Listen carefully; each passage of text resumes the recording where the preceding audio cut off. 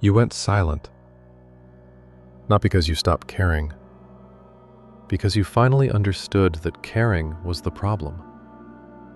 Every time you responded, every time you explained yourself, defended yourself, tried one more time to make them understand, you handed them something.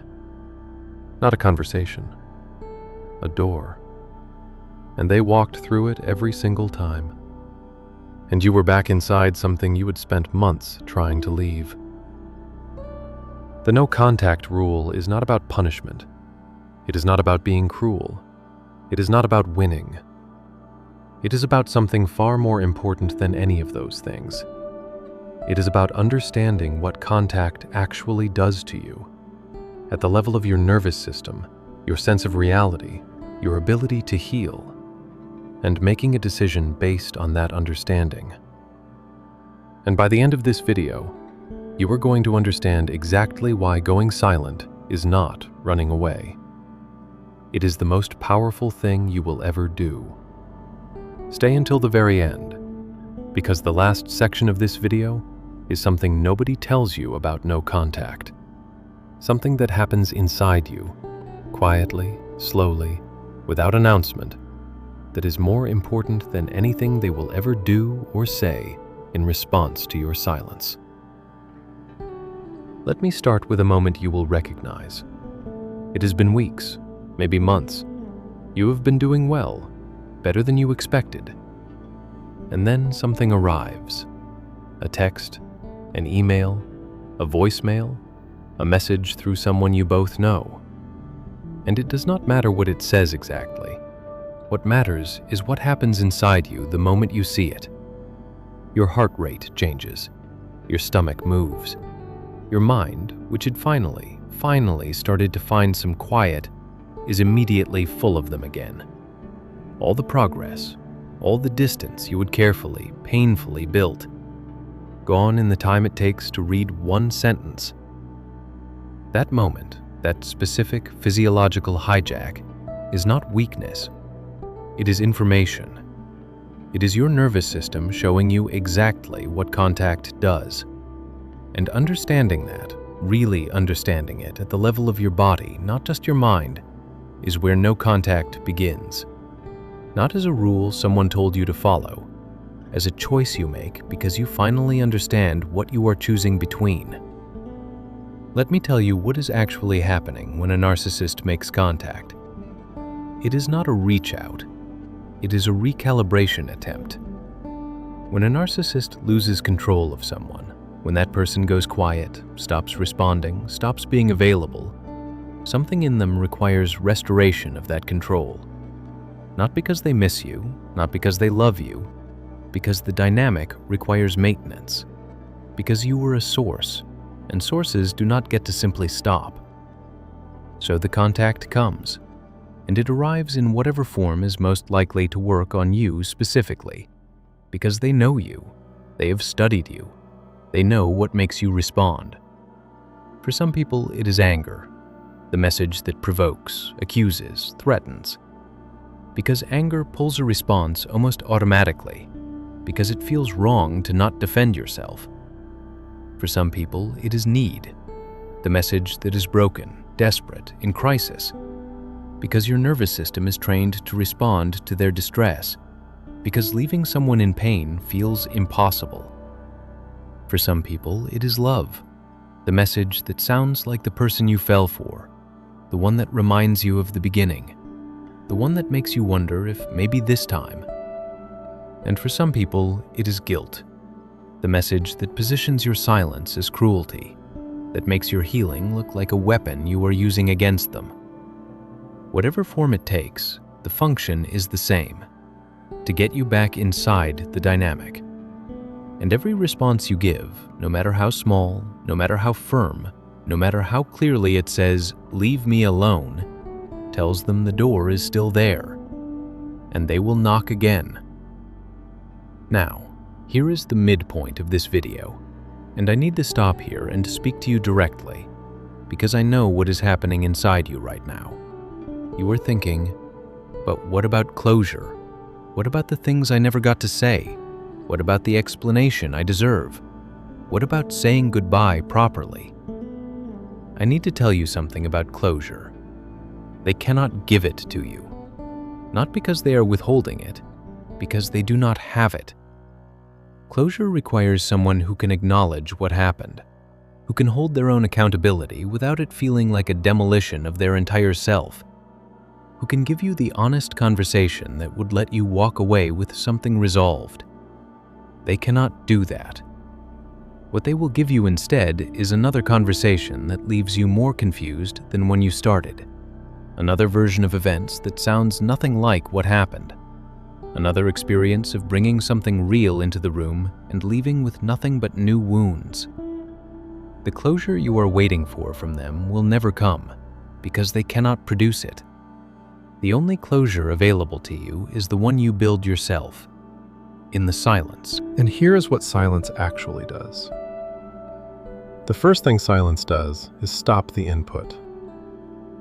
When you are in contact with a narcissist, even minimal contact, even just reading their messages without responding, your nervous system is constantly processing their reality, their version of events, their version of you, their version of what happened and why and who was responsible.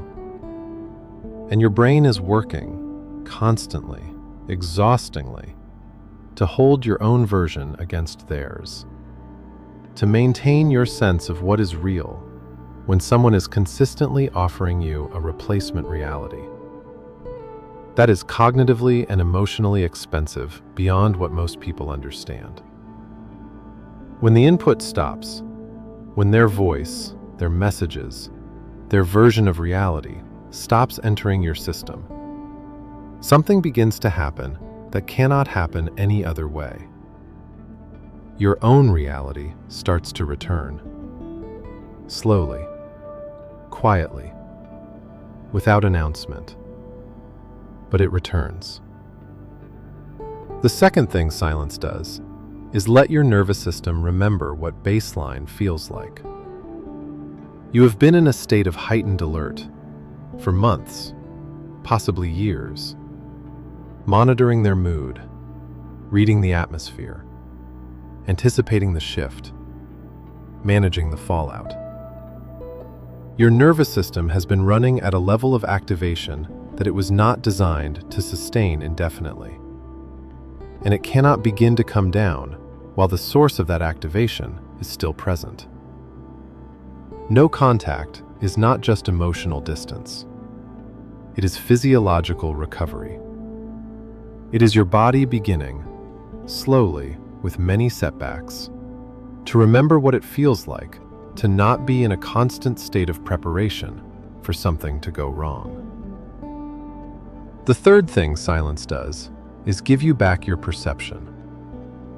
When you are in contact, when you are still in the dynamic, even at the edges of it, your perception of what is real is still being influenced by their narrative, by their version, by the version of you they offer back consistently. In the silence, with no new input, you begin to hear yourself again. Your actual read of what happened, your actual feelings about it, your actual knowledge of who you are, separate from who they told you you were. That return of self-perception is not dramatic. It does not arrive in a single moment of clarity. It arrives in small, quiet recognitions. A moment where you trust your own memory without checking it against their version. A moment where you feel something and trust the feeling without wondering if you are being too sensitive. A moment where you know what you know, and you do not need them to confirm it. Now I want to tell you about the things that will happen when you go silent, because nobody prepares you for these. They will escalate before they stop. The silence will not be immediately respected. In many cases, it will provoke more contact before it provokes less. More messages, more intensity, more channels of communication, reaching through mutual friends, through family, through social media, through any door they can find. This escalation is not evidence that they love you. It is evidence that the silence is working. It is a system that has lost its input, trying to restore the input. Hold the silence through the escalation, because the escalation ends. They will recruit others, flying monkeys, mutual friends, family members, people who have been told a version of events specifically designed to make your silence look like cruelty. And those people will come to you with concern or with judgment, carrying a message that was built to open the door you closed. They are not your enemies in most cases. They are people who were used. Understand what is happening. Do not explain yourself through them.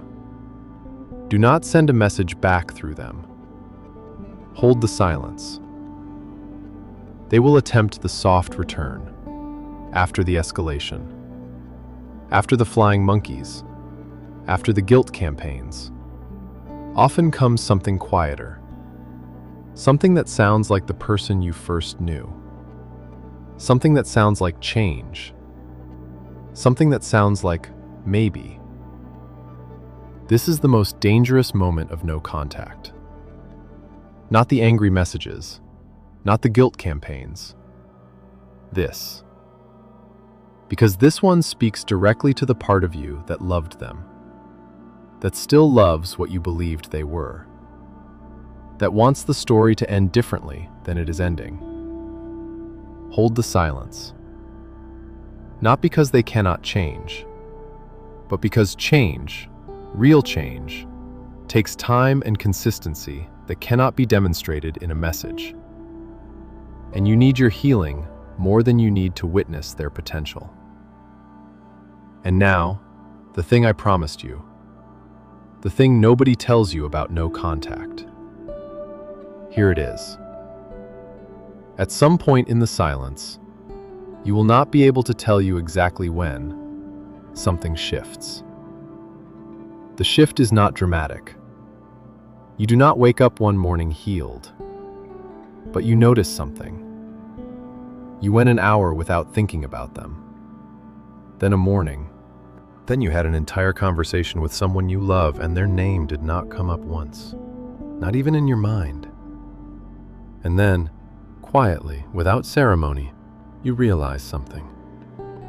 You were thinking about yourself again.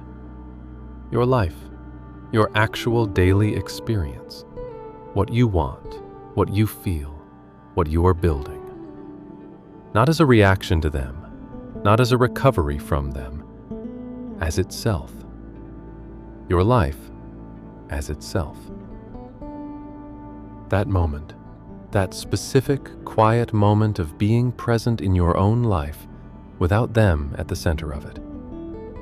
That is what no contact is for. Not to punish them, not to win, not to make them understand what they lost. To give you back to yourself. And you, present in your own life, thinking your own thoughts, building something that belongs entirely to you. That is not a small thing. That is everything. If this video gave you something you needed today, please share it with one person who is standing at the edge of silence and does not know if they have the strength to hold it. Tell them they do.